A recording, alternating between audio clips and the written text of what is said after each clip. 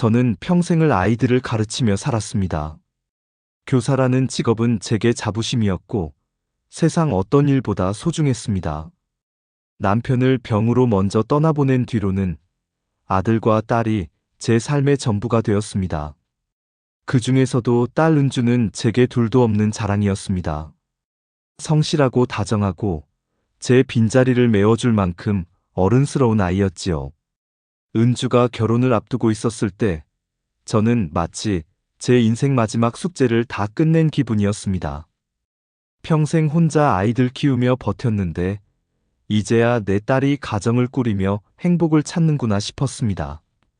결혼식 날 아침 은주가 제 방에 와서 말했습니다. 엄마, 저 이제 효도할 거예요. 엄마가 고생 많으셨어요. 그 목소리를 들었을 때 가슴이 벅차올라 눈물이 났습니다. 저는 꽃무늬 한복을 곱게 차려입고 거울 앞에 서서 속으로 중얼거렸습니다. 드디어 오늘이구나. 결혼식장은 화려했습니다. 하얀 꽃장식과 반짝이는 조명, 웨딩드레스를 입은 은주는 정말 천사 같았습니다. 하객들도 200명이 넘게 모였고 모두가 웃고 있었습니다. 저는 무대 앞자리에 앉아 딸의 모습을 바라보며 눈시울이 붉어졌습니다. 그 순간만큼은 세상의 고단함도 지난 세월의 외로움도 다 사라지는 듯 했습니다. 이제는 행복만 남겠구나, 그렇게 믿었습니다. 그런데 그 믿음은 단 몇 분 만에 산산조각이 났습니다. 축사가 끝나갈 무렵이었습니다. 은주의 얼굴이 갑자기 하얗게 질리더니 두 손으로 가슴을 움켜쥐었습니다. 은주야. 제가 자리에서 벌떡 일어나기도 전에 은주가 바닥에 쓰러졌습니다. 바닥에 부딪히는 둔탁한 소리와 함께 은주의 입에서 붉은 피가 쏟아졌습니다. 그 광경은 제 눈앞에서 천천히 슬로우 모션처럼 펼쳐졌습니다. 사람들이 일제히 소리를 지르며 식장은 순식간에 아수라장이 되었습니다. 119 불러요. 의사 계세요. 여기저기서 다급한 외침이 터져나왔습니다. 그러나 제 귀에는 아무 소리도 들어오지 않았습니다. 저는 오직 딸의 이름만 부르며 중얼거렸습니다. 은주야, 은주야, 일어나 제발. 제 다리는 힘이 풀려 제대로 서 있을 수도 없었습니다. 손은 떨려 은주의 몸을 붙잡을 수도 없었습니다. 눈앞에서 내 딸이 서서히 차갑게 식어가는 것만 같았습니다. 구급차가 도착해 병원으로 옮겨졌지만 의사의 말은 짧고 차가웠습니다. 유족분이시죠? 죄송합니다. 그 순간 제 세상은 완전히 무너져 내렸습니다. 손끝까지 얼어붙은 듯 감각이 사라졌고 숨조차 제대로 쉬어지지 않았습니다. 더 참혹했던 건 복도 끝에서 본 장면이었습니다. 사위 강도연이 누군가와 통화를 하고 있었는데 얼굴은 전혀 슬퍼 보이지 않았습니다. 방금 전까지는 오열하며 쓰러질 듯 하더니 순간 표정이 싸늘하게 굳어져 있었습니다. 그리고 그의 입에서 나온 단어가 제 가슴을 또 한 번 갈갈이 찢어놨습니다. 보험은 문제 없습니다. 혼인신고도 끝났으니까요. 순간 귀를 의심했습니다. 혹시 제가 잘못 들은 건 아닐까? 방금 전까지 아내를 잃었다고 울던 사람이 왜 보험을 말하는 걸까요? 저는 몸이 덜덜 떨렸습니다. 그날은 축복이 되어야 할 날이었습니다. 그런데 딸 은주는 다시는 돌아오지 않았습니다. 그리고 저는 감히 상상조차 할 수 없는 길로 들어서게 되었습니다. 내 딸이 왜 죽었는지, 무엇이 진실인지 반드시 밝혀내야 한다는 결심이 제 가슴속 깊이 새겨졌습니다. 사람의 첫인상은 오래 남는다고 하지요. 딸 은주가 처음 강도연을 집에 데려왔을 때 저는 도연을 보고 설명하기 어려운 이질감을 느꼈습니다. 그는 매너가 흠잡을 데 없었고 목소리도 차분했으며 말투도 예의 바르고 단정했습니다. 오히려 너무 완벽했습니다. 그 모습이 저를 안심시키기는커녕 오히려 경계심을 불러일으켰습니다. 어머니, 안녕하세요. 저는 강도연이라고 합니다. 은주와 함께 인사드리러 왔습니다. 그의 목소리는 낮고 따뜻했습니다. 그러나 그 따뜻함이 왠지 연극 같았습니다. 억지로 웃음을 지으며 손을 내밀 때 저는 순간적으로 망설였습니다. 손을 잡고도 마음이 편치 않았습니다. 은주는 제 눈치를 보며 말했습니다. 엄마, 도연 씨 괜찮죠? 진지하고 책임감 있는 사람이에요. 저는 억지로 미소를 지었습니다. 딸이 행복해 보였으니까요. 하지만 마음 한구석에는 알 수 없는 불안이 스며들었습니다. 대화를 이어가던 중 도연은 부모님 이야기를 꺼냈습니다. 저희 부모님은 해외에서 사업을 하셔서 한국에 자주 못 오십니다. 아버지는 유럽에서, 어머니는 동남아시아에서 주로 계십니다. 그래서 제가 혼자 있는 시간이 많습니다. 그 말을 들었을 때 저는 고개를 끄덕였지만 속으로는 의문이 생겼습니다. 부모가 그렇게 해외에서 바쁘다 해도 자식의 혼사에 관심이 없다는 게 과연 가능할까 싶었습니다. 저는 조심스럽게 물었습니다. 그럼 결혼식에는 부모님이 오실 수 있는 거예요? 도연은 조금 머뭇거리며 대답했습니다. 상황을 지켜봐야 할 것 같습니다. 사업이 워낙 바빠서요. 그 순간부터 이상하다는 느낌은 점점 더 커졌습니다. 딸의 혼인이라는 가장 중요한 자리에 부모가 오지 않는다니 그게 상식적으로 납득이 되지 않았습니다. 하지만 은주는 개의치 않았습니다. 오히려 제 반응을 불편해하며 말했습니다. 엄마, 요즘 세상에 부모님이 해외에 계시는 거 별일 아니에요. 괜히 의심하지 말아요. 그 말에 저는 잠시 입을 다물 수밖에 없었습니다.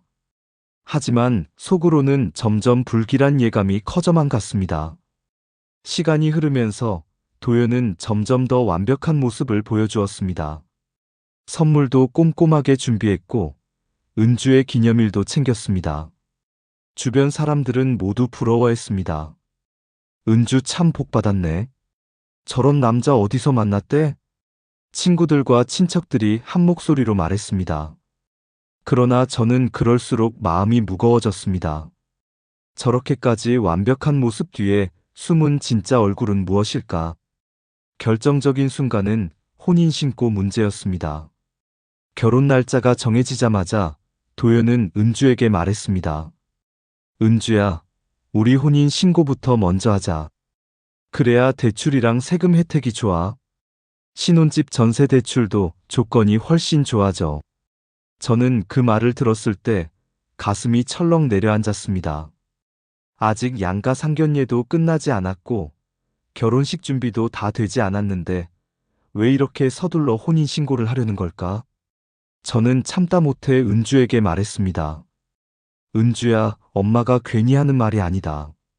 아직 모르는 게 많은데 왜 이렇게 서둘러야 하니? 부모님 얼굴도 한 번 못 본 사위 집안인데 혼인신고를 먼저 하는 게 말이 되니? 하지만 은주는 제 말을 듣지 않았습니다. 오히려 언성을 높였습니다. 엄마, 왜 맨날 의심만 해요? 도연 씨가 뭐 잘못했는데요? 엄마가 이러시면 저 정말 속상해요. 그 목소리에는 화와 눈물이 섞여 있었습니다. 그 순간 제 마음이 무너졌습니다. 딸이 사랑하는 사람을 의심하는 못된 엄마가 되어버린 기분이었으니까요. 그날 밤, 저는 잠을 이루지 못했습니다. 눈을 감으면 도연의 미소가 떠올랐습니다. 너무 완벽한 미소. 그러나 그 미소가 제게는 마치 가면처럼 보였습니다. 혹시 정말 제가 괜한 의심을 하고 있는 걸까? 아니면 엄마의 직감이 맞는 걸까? 마음속에서 끊임없는 싸움이 이어졌습니다. 은주가 방에서 즐겁게 통화하는 소리가 들렸습니다. 응, 알겠어. 우리 빨리 서류 내자. 그 소리가 제 귀를 찔렀습니다. 불안은 확신으로 변해갔습니다. 이 결혼이 어쩌면 딸의 인생을 송두리째 뒤흔들지도 모른다는 예감. 하지만 저는 그때 용기를 내지 못했습니다. 행복해하는 딸의 얼굴을 차마 무너뜨릴 수 없었기 때문입니다. 결혼식 날 아침, 저는 한복을 입고 거울 앞에 서 있었습니다. 은주가 제 방문을 열고 들어왔습니다. 엄마 예뻐요. 오늘 진짜 엄마가 제일 예뻐요. 순간 눈물이 고였습니다. 웃으며 말했지만 마음은 이상하게 무거웠습니다. 며칠 전부터 계속 불안이 가시질 않았기 때문입니다. 그러나 딸이 행복한 얼굴로 제 손을 꼭 잡았을 때 저는 그 불안을 잠시 밀어내고 싶었습니다. 오늘만큼은 행복해야 한다고 스스로 다짐했습니다. 식장은 정말 화려했습니다. 하얀 꽃장식이 무대를 가득 메우고 웨딩드레스 입은 은주는 누구보다 눈부셨습니다. 하객들은 모두 웃으며 축하했고 플래시가 쉴 새 없이 터졌습니다. 저는 맨 앞자리에 앉아 딸을 바라보며 가슴이 벅차올랐습니다. 이제 은주도 가정을 꾸려가는구나 하는 생각에 지난 세월의 고생이 한순간에 보상받는 기분이었습니다. 사회자가 힘차게 축사를 소개했습니다. 은주의 오랜 친구가 마이크를 잡고 이야기를 이어갔습니다. 모두가 집중해 듣는 순간 저는 무대 위 딸의 얼굴을 보았습니다. 그런데 그 얼굴이 갑자기 낯설게 보였습니다. 환한 미소가 서서히 사라지더니 은주의 표정이 창백하게 변했습니다. 은주는 갑자기 두 손으로 가슴을 움켜쥐었습니다. 순간 제 심장이 얼어붙었습니다. 은주야. 제 입에서 무의식적으로 비명이 터져나왔습니다. 하객들도 술렁이기 시작했습니다. 은주가 휘청거리더니 그대로 바닥에 쓰러졌습니다. 턱에 부딪히는 둔탁한 소리, 그리고 이어진 충격적인 장면. 은주의 입에서 붉은 피가 터져나왔습니다. 흰 드레스 위로 피가 번져가며 선명한 얼룩을 남겼습니다. 사람들이 일제히 자리에서 일어나 소리쳤습니다.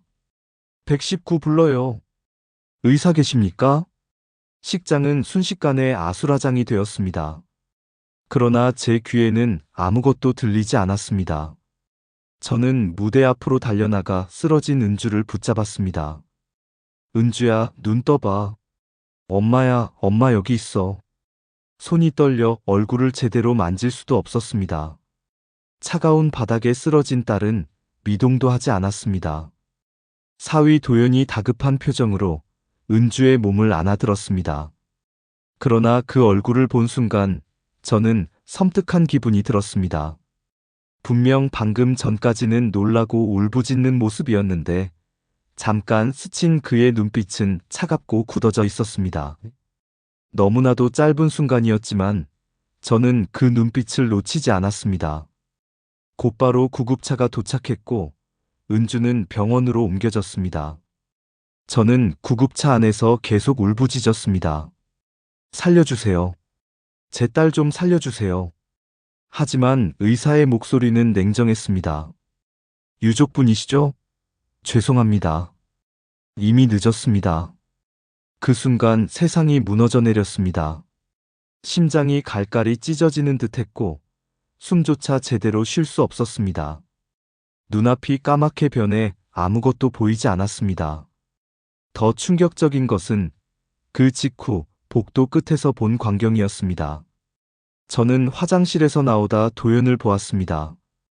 그는 휴대폰을 귀에 대고 있었는데 목소리는 차갑고 단호했습니다. 네, 처리됐습니다. 혼인신고도 끝났으니 보험은 문제 없습니다. 그 말을 듣는 순간 제 다리가 풀려 그 자리에 주저앉고 말았습니다. 귀를 의심했습니다. 정말로 내가 잘못 들은 건 아닐까? 방금 아내를 잃은 남자가 어떻게 보험 이야기를 할 수 있단 말입니까? 눈앞이 아득했습니다. 불과 몇 시간 전까지만 해도 세상에서 가장 행복했던 날이었습니다. 그런데 그날은 제 인생에서 가장 끔찍한 날이 되고 말았습니다. 딸 은주는 다시는 돌아오지 않았습니다. 하지만 제 마음속에는 강한 확신이 생겼습니다. 이건 단순한 사고가 아니었습니다.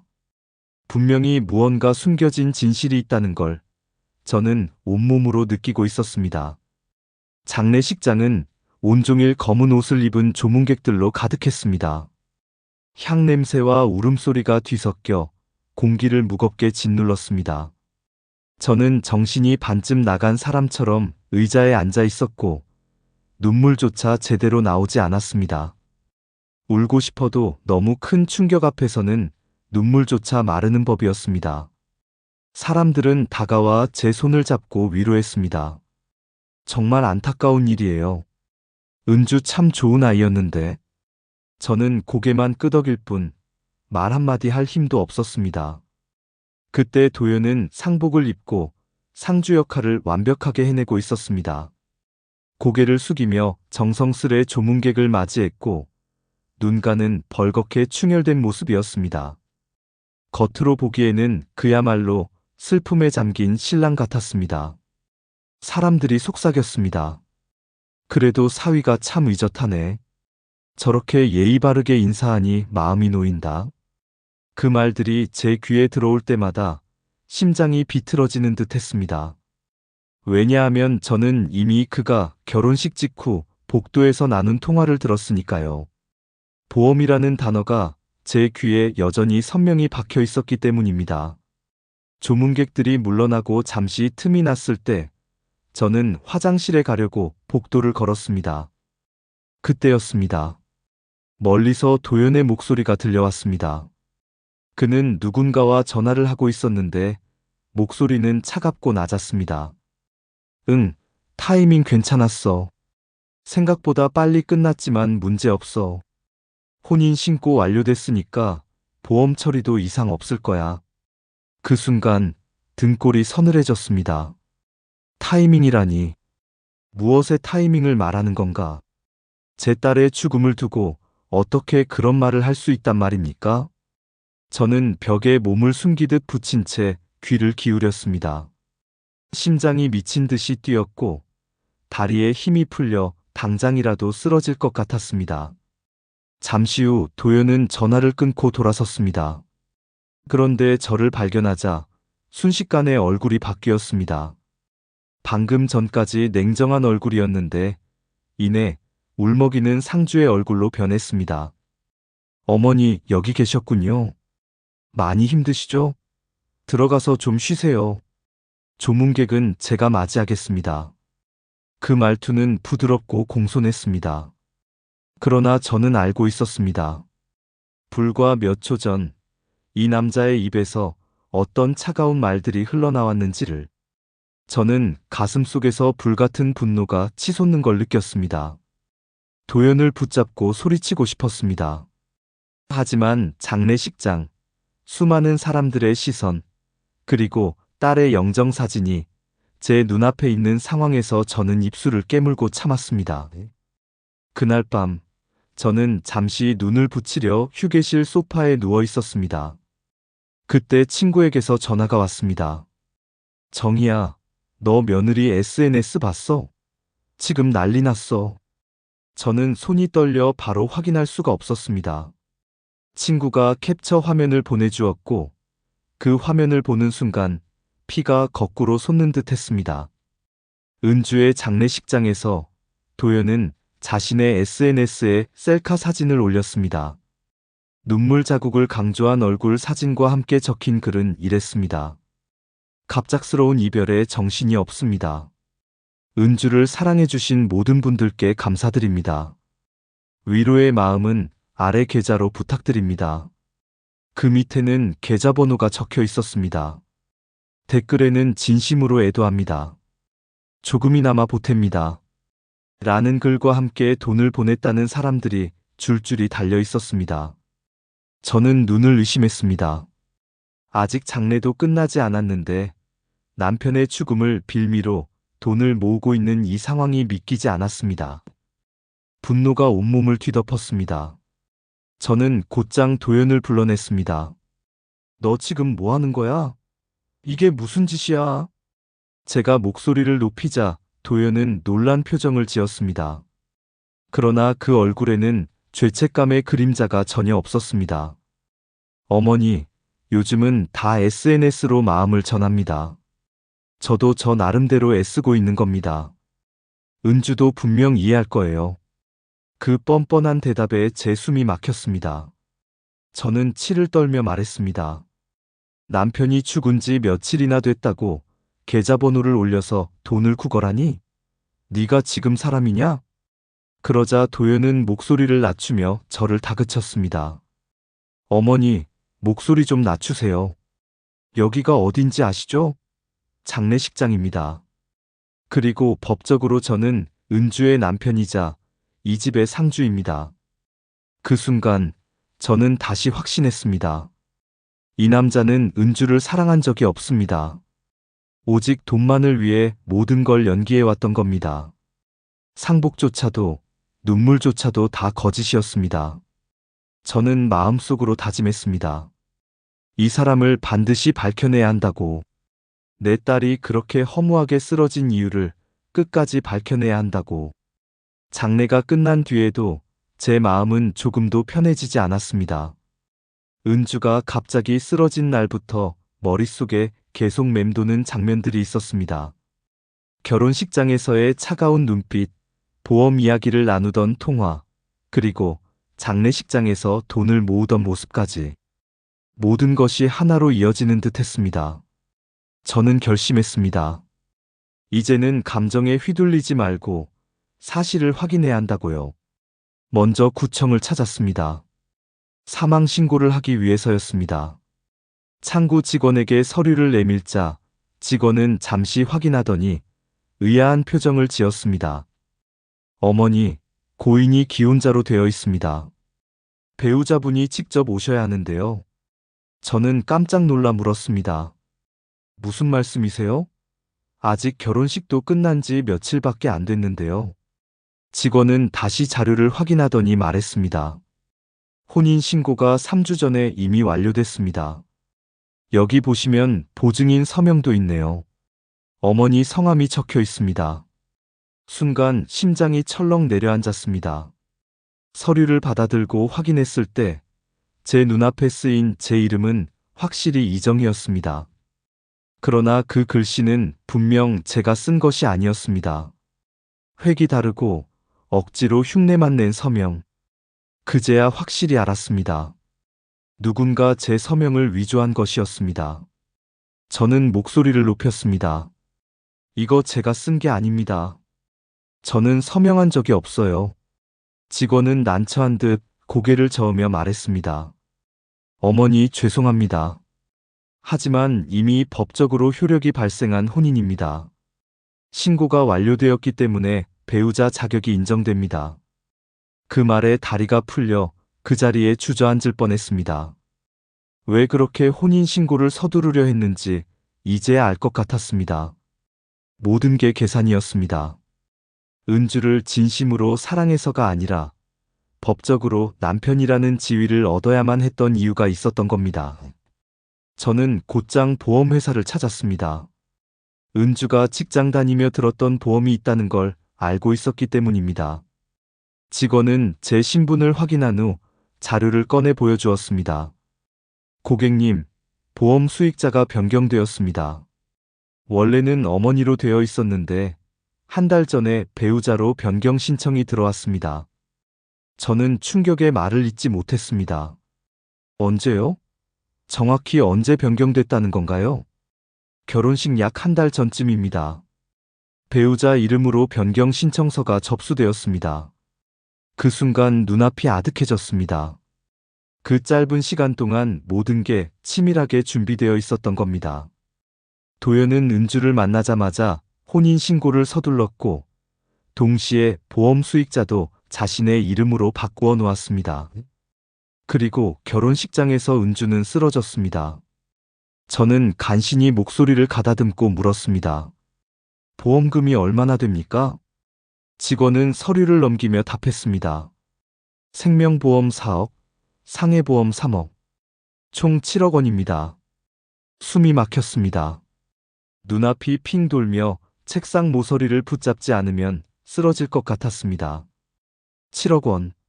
제 딸의 삶이 돈으로 계산된 순간이었습니다. 은주는 누군가의 아내이기 전에 제 자식이었고 제 삶의 이유였습니다. 그런데 그 아이의 죽음이 누군가의 돈벌이가 되어버린 겁니다. 저는 밖으로 나와 길가 벤치에 앉았습니다. 차가운 바람이 불었지만 아무것도 느껴지지 않았습니다. 눈물이 흘러내리며 멈추지 않았습니다. 은주야, 엄마가 미안하다. 엄마가 너 지켜주지 못했구나. 제 목소리는 바람에 묻혀 흩어졌습니다. 사람들은 곁을 지나가며 저를 이상하게 바라봤지만 상관없었습니다. 그 순간 저는 하나만 생각했습니다. 은주의 죽음은 결코 우연이 아니었습니다. 모든 것은 처음부터 계획된 일이었습니다. 혼인신고, 서명 위조, 보험 수익자 변경, 그리고 결혼식장에서의 죽음까지. 저는 그날 이후 마음속 깊이 다짐했습니다. 반드시 진실을 밝혀내리라. 은주가 억울하게 눈을 감았다는 사실을 세상에 알려야 한다고. 아무리 힘들어도 포기하지 않겠다고. 그것이 엄마로서 제가 해야 할 마지막 의무였습니다. 장례가 끝난 후에도 제 마음은 조금도 가라앉지 않았습니다. 은주의 마지막 모습이 눈앞에서 계속 떠올랐습니다. 결혼식장에서 피를 토하며 쓰러지던 그 순간, 가슴을 움켜쥔 채 고통스러워하던 표정, 그리고 병원에서 의사가 내뱉은 차가운 말. 이미 늦었습니다. 그 모든 장면이 제 영혼을 찢어놓았습니다. 저는 의사의 사망진단서를 다시 들여다보았습니다.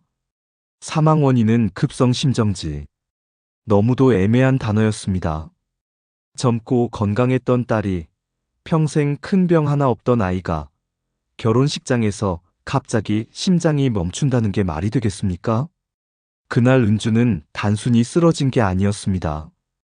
피를 토했고 얼굴빛이 이상하게 변했습니다. 몸속 어딘가에서 뭔가가 서서히 망가져왔던 건 아닐까. 저는 용기를 내 경찰서를 찾았습니다. 담당 경찰관 앞에서 애원하듯 말했습니다. 부검을 해주세요. 제 딸이 그냥 심장이 멈춰서 죽은 게 아니에요. 분명히 다른 이유가 있어요. 경찰관은 난감한 표정으로 대답했습니다. 어머니 심정은 이해합니다만 사망 원인이 이미 진단서에 기재되어 있습니다. 단순 병사로 보입니다.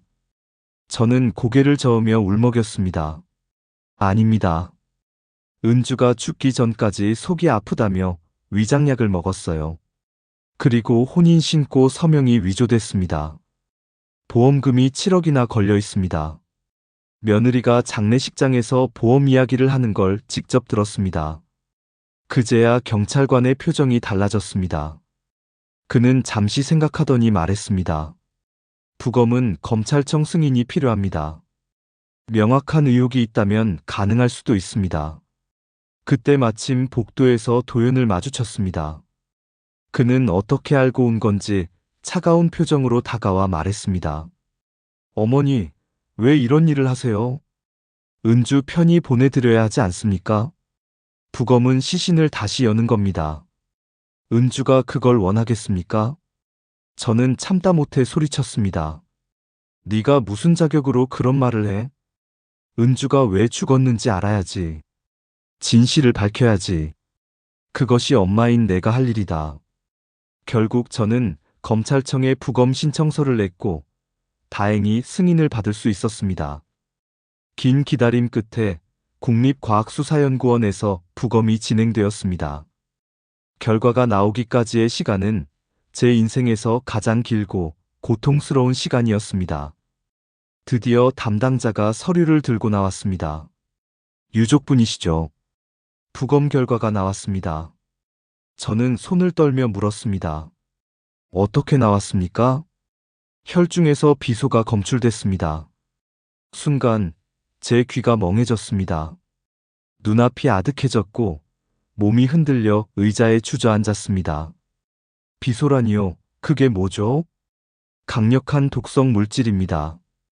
단기간에 투입된 것이 아니라 최소 23개월 이상 소량씩 지속적으로 투여된 흔적이 있습니다. 이런 방식은 자연사로 위장하기 좋습니다. 피해자는 점차 몸이 쇠약해지다가 마지막 순간 급격히 악화됩니다. 저는 숨이 막혀 말을 잇지 못했습니다. 은주가 몇 달 동안 자주 속이 안 좋다며 위장약을 먹던 모습이 떠올랐습니다. 그 모든 증상이 결국 독극물 때문이었다는 걸 깨닫는 순간 제 온몸이 부르르 떨렸습니다.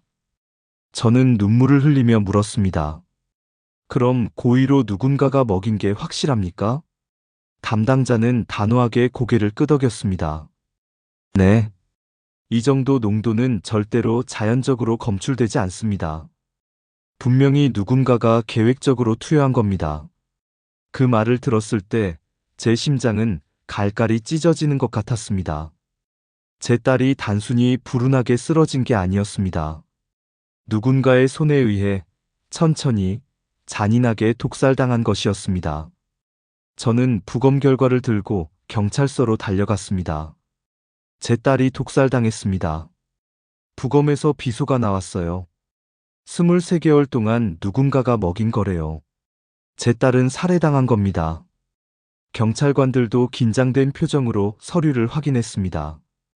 비소라면 타살 가능성이 높습니다. 정식으로 수사 개시하겠습니다. 그 순간 저는 눈물을 쏟으며 속으로 외쳤습니다. 은주야, 엄마가 해냈다. 이제 시작이야. 네 억울함 끝까지 밝혀낼게. 부검 결과가 나온 뒤 경찰은 본격적으로 수사에 착수했습니다.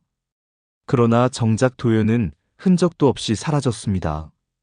연락처는 모두 끊겼고 집은 비어 있었으며 지인들조차 그가 어디 있는지 몰랐습니다. 마치 애초부터 존재하지 않았던 사람처럼 흔적을 감추고 있었습니다. 저는 경찰의 수사를 믿고 기다리려 했지만 시간이 지날수록 마음은 더 초조해졌습니다. 혹시 경찰이 놓치는 게 있을까 두려웠습니다. 그래서 결국 사설 탐정을 찾았습니다. 제 모든 것을 걸고라도 진실을 밝혀내야 했으니까요. 탐정은 제 이야기를 조용히 들은 뒤 단호하게 말했습니다. 어머니, 이건 단순 사건이 아닙니다. 신분을 바꿔가며 여러 차례 같은 일을 반복했을 가능성이 큽니다. 철저히 파헤쳐 보겠습니다. 저는 눈물을 글썽이며 고개를 끄덕였습니다. 제발 밝혀주세요. 제 딸만이 아니라 또 다른 피해자들이 있을 수도 있어요. 2주 후 탐정이 급히 연락을 해왔습니다. 어머니, 지금 바로 제 사무실로 오실 수 있으십니까? 중요한 걸 발견했습니다. 사무실에 도착했을 때 탐정의 얼굴은 굳어 있었습니다. 말씀드리기 조심스럽지만 도연이라는 이름은 가짜였습니다. 그의 진짜 이름은 박지연. 그런데 이번이 처음이 아니었습니다.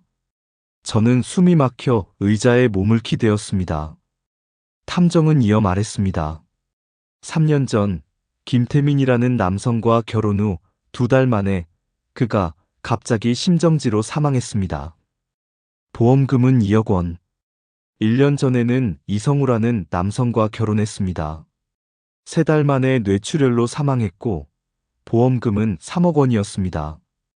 그리고 이번 은주 씨 사건, 보험금은 7억 원. 패턴이 똑같습니다. 혼인신고를 서두르고 보험 수익자를 바꾸고 몇 달 안에 남편이 죽습니다. 순간 제 몸이 차갑게 얼어붙었습니다. 제 딸의 죽음이 단순한 개인적인 비극이 아니었습니다. 이미 이어져 온 연쇄범죄의 하나였습니다. 저는 소리치듯 말했습니다. 그러니까 제 은주가 3번째였다는 겁니까? 탐정은 고개를 끄덕였습니다. 네. 그리고 더 충격적인 건 이번 사건은 유난히 서두른 겁니다. 이전 2번은 그래도 몇 달은 함께 살았는데 이번엔 결혼식 당일이었습니다. 무언가 급박한 사정이 있었거나 혼자가 아니었을 수도 있습니다. 그 말에 제 등줄기를 차가운 한기가 스쳤습니다. 혼자가 아니었다니 공범이 있다는 건가요? 가능성이 있습니다. 서명 위조, 정교한 흔적 지우기, 빠른 보험 처리. 이건 혼자 하기 어려운 일입니다. 저는 밤새 잠을 이루지 못했습니다. 혹시 은주뿐만 아니라 또 다른 누군가가 희생될 수 있다는 생각에 몸서리가 쳐졌습니다. 이대로 가만히 있으면 안 된다고, 반드시 끝을 봐야 한다고 마음속으로 수십 번 다짐했습니다. 며칠 뒤 경찰로부터 전화가 왔습니다. 어머니, 용의자를 체포했습니다. 그런데 예상과 달리 도현, 즉 박지현이 아니라 또 다른 인물입니다. 직접 와서 확인하시는 게 좋겠습니다. 경찰서 조사실에 들어서자 낯선 여자가 앉아 있었습니다. 그녀는 자신을 박유미라고 소개했습니다. 그리고 충격적인 고백을 내놓았습니다. 제가 계획했습니다. 은주 씨 사건은 제 복수였어요. 저는 귀를 의심했습니다. 눈앞의 여인은 차분했지만 눈빛은 광기 어린 집착으로 가득했습니다. 그녀는 10년 전 은주를 짝사랑했지만 거절당했고 그 상처가 평생 원한으로 남았다고 했습니다. 그때부터 복수를 결심했습니다. 제 동생 지연에게 은주가 나를 버리고 인생을 망쳤다고 거짓말을 했어요. 동생은 제 말을 믿고 움직인 겁니다. 저는 손이 떨려 주먹을 쥐었습니다. 거짓말로 내 딸을 죽였다고요? 당신의 상처 때문에 은주가 죽어야 했다는 겁니까? 박유미는 고개를 숙이며 눈물을 흘렸습니다. 죄송합니다. 하지만 이제 동생은 멈추지 못합니다. 돈의 맛을 알게 됐으니까요. 은주 사건도 그저 시작일 뿐입니다. 그 말을 듣는 순간 저는 몸이 무너져 내렸습니다. 은주의 죽음이 단지 개인적인 원한에서 비롯된 복수극이었고 동시에 돈을 노린 계획범죄로 변질되었다니. 저는 속으로 다짐했습니다. 이제는 은주의 억울함만이 아니라 또 다른 피해자들을 막아야 한다고. 은주를 잃은 고통은 평생 안고 살아가겠지만 같은 비극을 다른 가정이 겪게 두어서는 안 된다고. 박유미의 자백 이후 사건은 빠르게 재판으로 넘어갔습니다. 저는 매일같이 법정을 찾아갔습니다. 은주를 위해서, 그리고 제 자신을 위해서였습니다. 그날 처음 법정에 들어섰을 때 눈앞에 앉아있는 박지현의 얼굴을 보고 온몸이 굳어버렸습니다. 그녀는 마치 아무 일도 없었다는 듯 미소를 지었습니다. 오히려 차분하고 단정한 모습으로 방청석에 앉은 사람들에게는 억울한 피해자인 척 보였습니다. 재판장이 묻자 박유미는 담담히 말했습니다. 살인 계획은 제가 세웠습니다. 독극물을 구해오라고 한 것도 혼인신고를 서두르라고 한 것도 모두 제 지시였습니다. 동생은 제 말에 따랐을 뿐입니다. 순간 제 가슴이 답답해졌습니다. 분명히 은주 곁에 있었던 건 박지연이었습니다. 혼인신고를 하고 보험을 바꾸고 결혼식장에서 마지막 순간까지 함께 있던 사람도 박지연이었습니다. 그런데 박유미가 모든 죄를 뒤집어 쓰려는 듯 보였습니다. 검사가 목소리를 높였습니다. 피고인 박지연은 이전에도 2차례 동일한 수법으로 남편을 사망하게 하고 보험금을 수령했습니다. 그런데도 이번 사건에서도 단순히 언니의 지시만 따랐다고 말하는 건 납득할 수 없습니다. 그러자 박지연이 의연한 얼굴로 대답했습니다. 저는 단지 언니의 말만 믿었을 뿐입니다. 언니가 오랫동안 괴로워하며 복수를 해야 한다고 했습니다. 저는 그저 은주 씨와 함께 음식을 먹고 언니가 시키는 대로 약을 조금 섞었을 뿐입니다. 그 말을 듣는 순간 제 속이 뒤집혔습니다. 음식에 약을 섞었다는 말은 이미 은주를 직접 죽음으로 몰아넣었다는 뜻이었습니다. 그런데도 박지연은 그것이 단순히 언니의 지시였다고 주장했습니다. 저는 방청석에서 자리에서 벌떡 일어나 소리쳤습니다. 거짓말하지 마. 네가 은주를 죽였잖아. 네가 직접 약을 넣은 걸 내가 모를 줄 알아. 재판장은 망치를 두드리며 저를 제지했습니다. 방청석은 조용히 하십시오. 질서 유지에 협조하지 않으면 퇴정시킵니다. 저는 입술을 깨물며 다시 자리에 앉았지만 분노와 억울함이 온몸을 짓눌렀습니다. 재판은 길어졌습니다. 증거는 분명 있었습니다. 은주의 혈액에서 검출된 비소, 위조된 제 서명, 바뀐 보험 수익자. 그러나 문제는 직접 투여한 사람을 특정할 수 없다는 점이었습니다. 박유미는 자신이 모든 걸 계획했다고 말하며 동생을 두둔했고, 박지연은 언니의 말만 따랐다고 주장했습니다. 몇 주 후 판결이 내려졌습니다. 피고인 박유미, 살인 교사 및 문서 위조 혐의로 징역 12년을 선고한다. 피고인 박지연에 대해서는 증거 불충분으로 무혐의 처분한다. 그 순간 제 세상은 다시 한번 무너져 내렸습니다. 딸을 죽음으로 몰아넣은 장본인은 멀쩡히 웃으며 법정을 빠져나갔습니다. 저는 자리에서 일어나 재판장을 향해 외쳤습니다. 말이 안 됩니다. 제 딸을 죽인 건 저 여자예요. 장례식장에서 보험 얘기하는 걸 제가 직접 들었습니다. 하지만 재판장은 다시 망치를 두드렸습니다. 방청인은 즉시 퇴정하십시오. 저는 스스로 법정을 나왔습니다. 두 다리가 후들거려 걸음을 떼기조차 힘들었지만 끝내 밖으로 나올 수밖에 없었습니다. 문 앞에서 박지연과 눈이 마주쳤습니다. 그녀는 입꼬리를 올리며 속삭이듯 말했습니다. 어머니, 법은 저를 놓아줬습니다. 이제 받아들이셔야죠. 그 미소는 차갑고 섬뜩했습니다. 마치 저를 조롱하는 듯 했습니다. 저는 치를 떨며 대답했습니다. 법이 널 놓아줬을지 몰라도 세상은 널 그냥 두지 않을 거다. 네가 또 누구를 해치는지, 어떻게 사는지 내가 끝까지 지켜볼 거다. 하지만 그날 밤 집으로 돌아와 무너져 내린 것은 저였습니다. 정의는 어디에도 없었습니다. 법은 은주를 지켜주지 않았고 범인을 잡아내지 못했습니다. 그러나 제 마음은 포기할 수 없다고 외치고 있었습니다. 은주의 억울한 죽음을 밝히기 전까지 저는 절대 멈추지 않을 겁니다. 법정에서 무혐의 판결을 받고 걸어나가던 박지현의 얼굴은 아직도 제 눈에 선명합니다. 그는 오히려 여유로운 미소를 지으며 저를 스쳐 지나갔습니다. 그 미소는 저를 완전히 무시하는 듯 했고, 동시에 차갑게 협박하는 것처럼 느껴졌습니다. 저는 그날 밤 결심했습니다. 법이 저 여자를 처벌하지 못한다면 엄마인 제가 끝까지 쫓아 진실을 밝히겠다고요.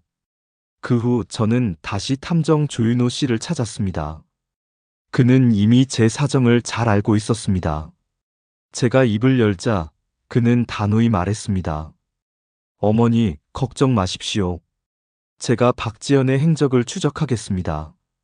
어떤 비용이 들더라도 반드시 밝혀내야 할 겁니다.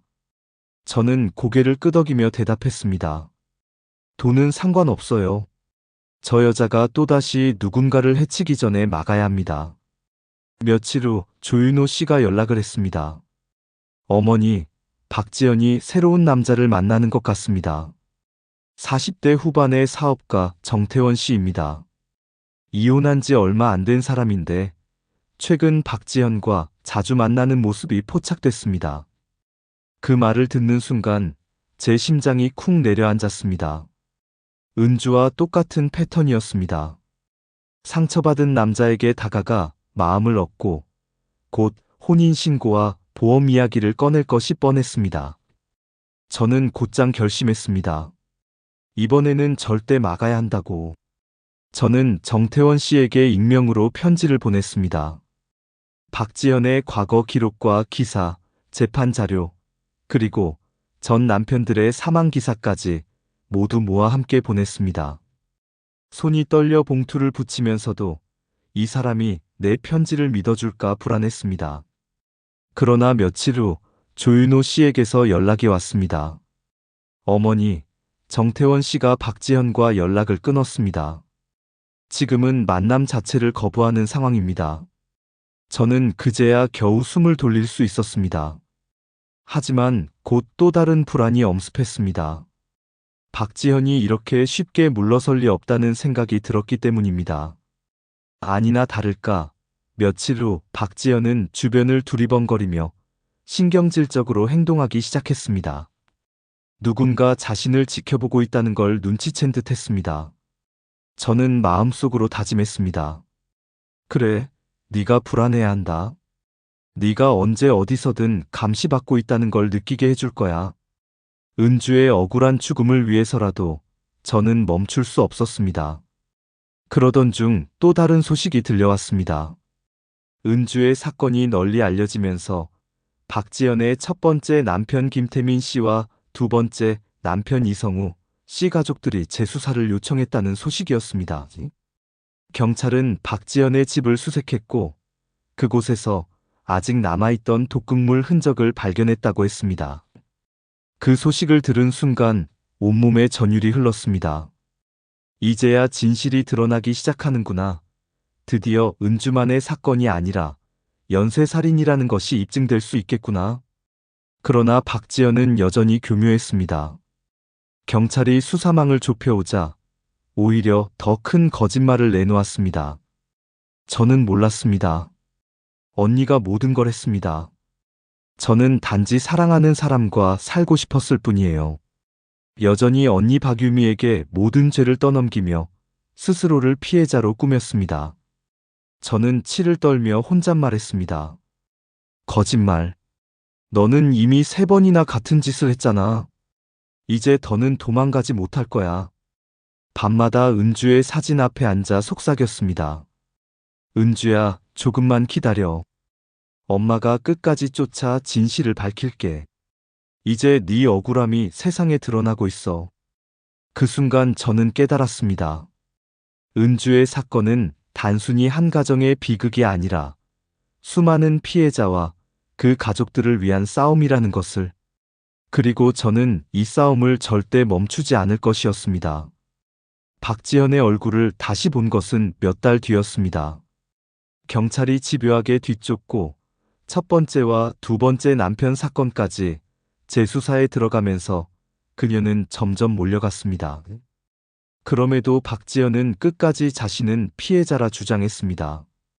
언니의 지시에 따랐을 뿐이라는 말만 되풀이하며 눈물을 흘렸습니다. 그러나 그 눈물은 차갑고 건조했습니다. 마치 법정을 향한 연기일 뿐이었습니다. 저는 매일같이 경찰서를 드나들며 수사의 진행 상황을 확인했습니다. 어느 날 형사가 제게 말했습니다. 어머니, 결정적 증거가 나왔습니다. 박지연 집에서 발견된 독극물이 첫 번째 남편 김태민 씨 부검 시료와 일치했습니다. 그 순간 온몸에 전율이 흘렀습니다. 드디어 이 여자가 무너질 순간이 다가오고 있었습니다. 그러나 박지연은 끝까지 발악했습니다. 언니 박유미와의 대질 신문 자리에서 그녀는 의연한 목소리로 말했습니다. 모든 건 언니가 꾸민 일이에요. 저는 사랑하는 남편과 평범하게 살고 싶었을 뿐입니다. 그러자 박유미가 눈물을 흘리며 외쳤습니다. 거짓말하지 마. 네가 직접 음료에 약을 넣었잖아. 네가 보험 서류를 바꾸자고 말했잖아. 두 자매의 진술은 엇갈렸습니다. 그러나 경찰의 수사 자료는 이미 충분했습니다.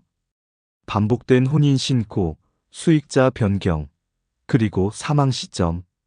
모든 것이 동일한 패턴으로 이어져 있었습니다. 은주만의 사건이 아니라 치밀한 연쇄살인이었습니다. 저는 방청석에서 두 사람을 바라보며 치를 떨었습니다. 은주가 살아있었다면 저런 광경을 어떻게 받아들였을까요? 사랑이라 믿었던 사람이 사실은 보험금을 노린 살인자였다는 사실을 알았다면 얼마나 절망했을까요? 재판은 이어졌습니다. 검사 측은 차분히 서류를 제시했습니다. 피고인 박지연은 최소 3차례 동일한 범행을 반복했습니다. 부검 결과 피해자들의 혈액과 위장 속에서 동일한 독극물이 검출되었습니다. 단순히 언니의 지시에 따른 것이 아니라 계획적이고 능숙한 살인 행위였습니다. 그제서야 박지연의 표정이 흔들리기 시작했습니다. 늘 차갑고 여유롭던 얼굴에 처음으로 두려움이 스쳤습니다. 저는 그 눈빛을 보며 속으로 중얼거렸습니다. 그래, 이제 내 가면이 벗겨지는구나. 며칠 뒤 드디어 결정적인 순간이 찾아왔습니다. 박지현이 교도관에게 변호사와 이야기하고 싶다며 자리를 요청했고 그 자리에서 뜻밖의 고백이 터져 나왔습니다. 그녀는 무거운 한숨을 내쉬며 고개를 떨군 채 말했습니다. 처음에는 언니 말만 믿었습니다. 하지만 두 번째 남편이 죽었을 때 보험금이 들어오는 걸 보고 알았습니다. 이게 생각보다 쉽다는 걸요. 그때부터는 멈출 수가 없었습니다. 그 고백은 곧바로 재판정으로 전해졌습니다. 저는 법정에서 그 내용을 들었을 때 손이 떨려 무릎을 부여잡았습니다. 울음이 터져 나오려 했지만 꾹 참았습니다. 은주의 억울한 죽음이 이제야 명확히 드러나는 순간이었으니까요. 그러나 그 고백조차 그녀의 계산 속에 있었을지도 모릅니다. 형량을 조금이라도 줄이기 위해 끝내는 후회하는 모습을 보이려는 연극이었을 수 있습니다. 하지만 분명한 건 그녀 스스로 범죄를 인정했다는 사실입니다. 법정은 술렁였습니다. 방청객들의 얼굴에는 충격과 분노가 뒤섞여 있었습니다. 저는 자리에서 일어나 속으로만 중얼거렸습니다. 은주야, 이제 들었지. 네가 억울하게 죽었다는 걸 온 세상이 알게 됐어. 엄마가 끝까지 지켜냈다. 박지연은 고개를 숙인 채 연신 눈물을 흘렸지만 그 눈물은 더 이상 누구도 믿어주지 않았습니다. 그녀가 쌓아 올린 가면은 무너졌고 그 속에서 드러난 건 철저한 탐욕과 집착뿐이었습니다. 저는 법정을 나서며 하늘을 올려다보았습니다. 구름 사이로 햇빛이 스며들고 있었습니다. 마치 은주가 제게 속삭이는 것 같았습니다. 엄마, 고마워요. 이제 저 억울하지 않아요. 긴 재판 과정은 마침내 끝을 향해 달려가고 있었습니다. 매번 법정에 들어설 때마다 심장이 철렁 내려앉았고 판사의 한마디, 검사의 질문 하나에도 숨을 죽여야 했습니다. 그 자리에 앉아 있는 것만으로도 제 삶이 고통이었지만 저는 단 한 번도 빠지지 않았습니다. 은주의 억울함을 끝까지 지켜내야 했으니까요. 최종 변론이 있던 날, 검사는 목소리를 높여 외쳤습니다. 피고인 박지연은 세 차례 동일한 방식으로 남편을 사망하게 하고 보험금을 취득했습니다. 이는 단순한 우연이나 언니의 지시에 따른 행위가 아니라 반복적이고 의도적인 연쇄살인입니다. 법은 반드시 피고인의 죄를 엄정하게 심판해야 합니다. 박지연의 변호인은 끝까지 억울함을 주장했습니다. 피고인은 언니의 거짓말에 속아 범행에 가담했을 뿐이며 진정한 주모자는 박유미입니다. 피고인에게는 최소한의 선처가 필요합니다. 그 주장이 법정을 울렸지만 이제는 누구도 박지연을 믿지 않았습니다. 그녀가 흘리는 눈물은 한때 사람들을 속였지만 이미 3번의 죽음이 그 눈물을 거짓으로 증명했습니다. 그리고 마침내 판결의 순간이 다가왔습니다. 법정 안은 숨소리조차 크게 들릴 정도로 고요했습니다. 판사가 판결문을 읽어내려갔습니다. 피고인 박유미, 살인 교사 및 사문서, 위조 혐의로 징역 12년을 선고한다. 피고인 박지연, 연쇄살인 및 사기 혐의로 무기징역을 선고한다. 그 순간 제 눈에서 눈물이 터져 나왔습니다. 수많은 밤을 울며 기도했던 시간이 주마등처럼 스쳐갔습니다. 은주의 죽음 앞에서 무너졌던 날, 부검 결과를 손에 쥐고 경찰서로 달려갔던 날, 법정에서 박지연의 차가운 미소를 마주했던 날, 모든 순간이 하나로 이어지며 무너져 있던 제 마음을 흔들어 깨웠습니다. 저는 속으로 외쳤습니다. 은주야, 엄마가 해냈어. 내 억울함이 이제야 풀렸다. 그 여자가 평생 감옥에서 살아가야 한다. 이제 너는 편히 쉬어도 돼. 박지연은 판결이 내려지자 고개를 푹 숙였습니다. 그 얼굴에는 후회도, 눈물도, 분노도 없었습니다.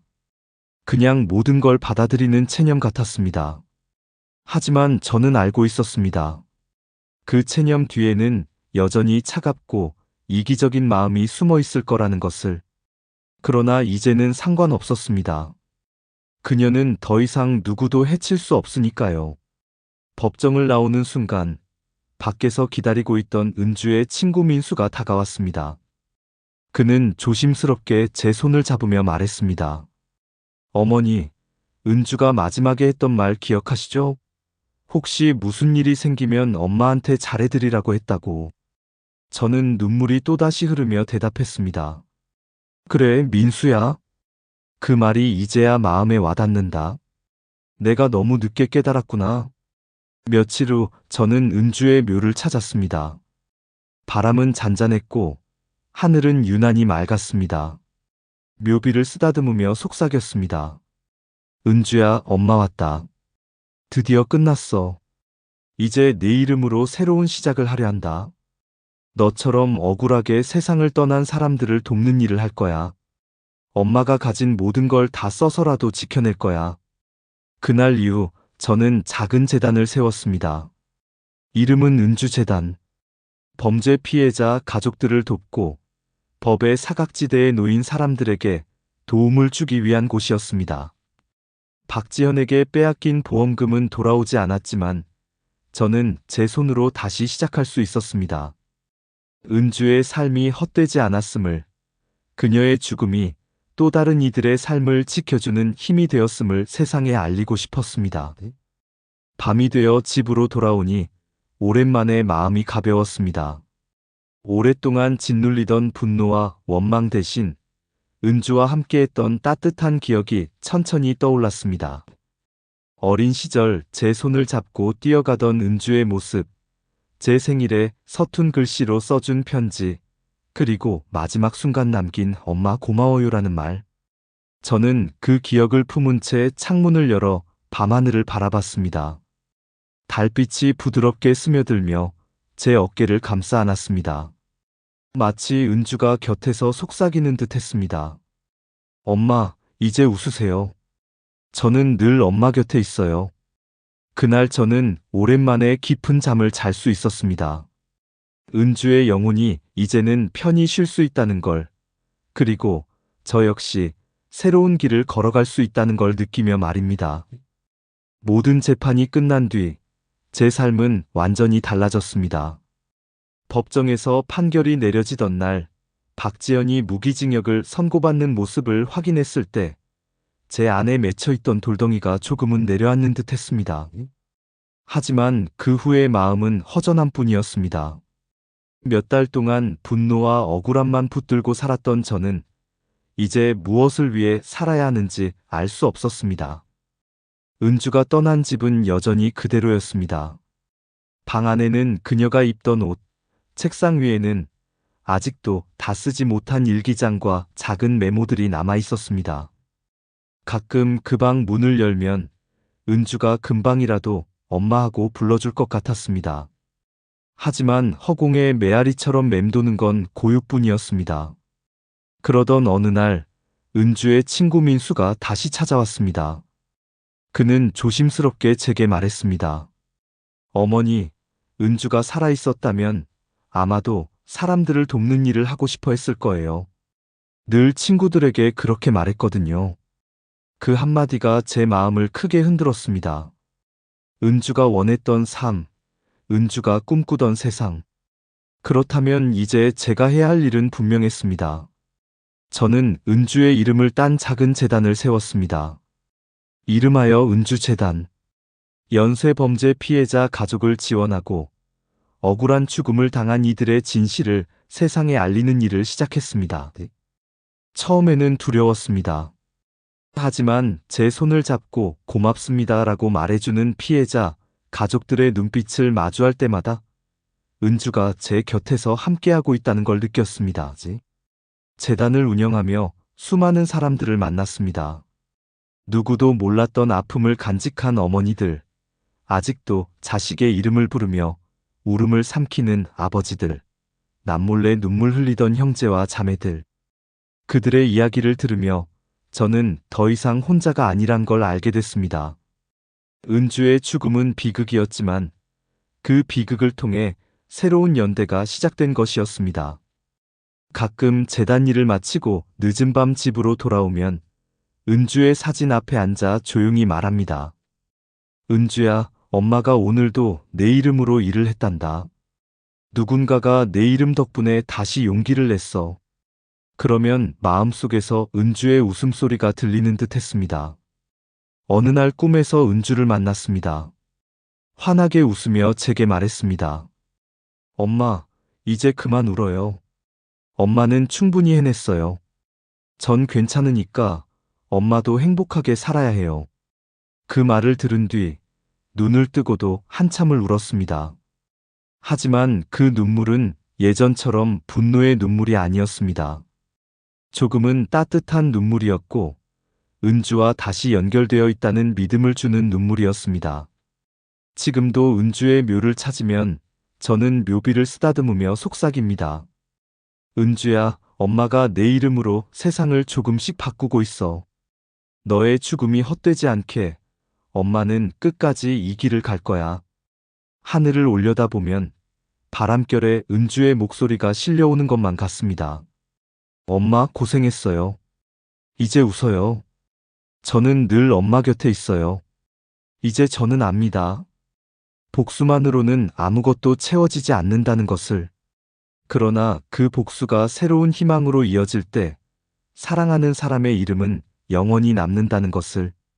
은주는 이제 제 곁에 없지만 그 이름은 앞으로도 수많은 사람들의 마음속에 살아남을 것입니다. 은주를 기억하며 저는 다시 살아갑니다. 그리고 오늘도 조용히 다짐합니다. 은주야, 엄마는 이제 울지 않을게. 네가 남긴 사랑으로 세상을 밝히며 살아갈게.